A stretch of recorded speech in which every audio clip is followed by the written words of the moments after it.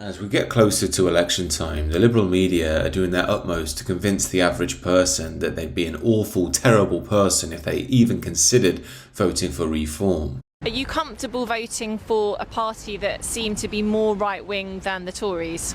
Now, given the Tory party have overseen record levels of mass immigration, are broadly pro the LGBTQ agenda, and don't stand by any traditional values at all, it's not very difficult to be more right-wing than them these days.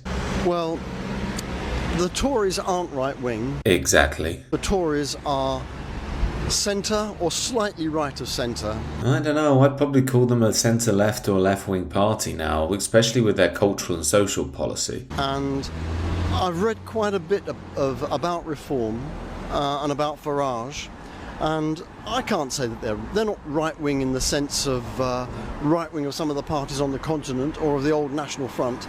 They're merely to the right.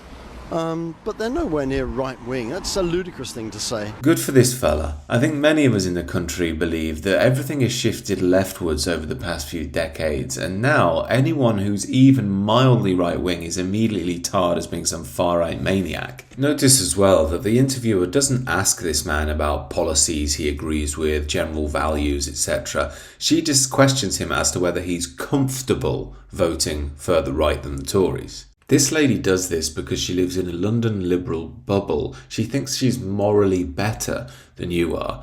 Just like this fella the other day on Newsnight, who said it's actually Nigel Farage's fault he keeps getting attacked on the campaign trail. So protest is important. What happened around Nigel is not an acceptable, not an intelligent form of protest.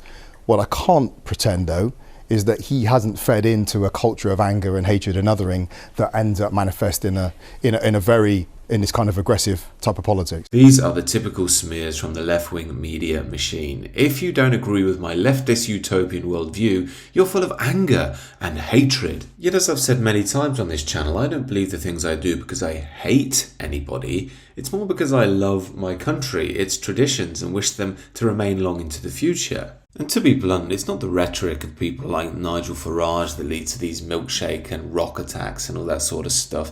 It's actually the liberal media itself winding up naive people in the general public to believe that they're fighting against hate. But in reality, what you tend to find that it's the leftist liberals, the angry blue-haired people, that tend to be much more aggressive than anybody else in the political sphere. Yet in my view, it's high time that the people of Europe stop being ashamed about their countries, their nations, their people, their histories, and started to realise a lot of this is just left-wing manipulation. It's perfectly ethical to stand against mass immigration, the LGBTQ agenda and so forth. However, these are just some of my thoughts. Do let me know what you think down below, and do consider subscribing to the channel.